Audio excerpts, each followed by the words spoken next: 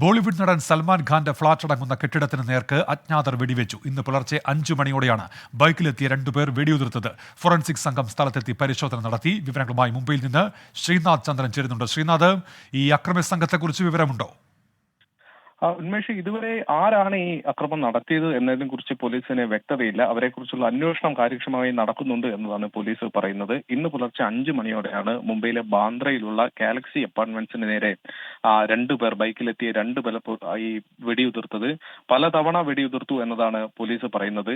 അതിൽ 1-2 ബുള്ളറ്റുകൾ അവിടെയുള്ള കെട്ടിടത്തിന്റെ ചുവരുകളിൽ തറച്ചതായി കാണുന്നുണ്ട്. അവിടെ ഫോറൻസിക് വിദഗ്ധർ അടക്കം എത്തി രാവിലെ പരിശോധന നടത്തുകയും ചെയ്തു. നേരത്തെ തന്നെ ഗാലക്സിക്ക് പുറത്ത് വലിയ സുരക്ഷ പോലീസ് ഏർപ്പെടുത്തുന്നുണ്ട്. Y+ കാറ്റഗറി സുരക്ഷയാണ് നിലവിൽ സൽമാൻ ഖാൻ ഉള്ളത്.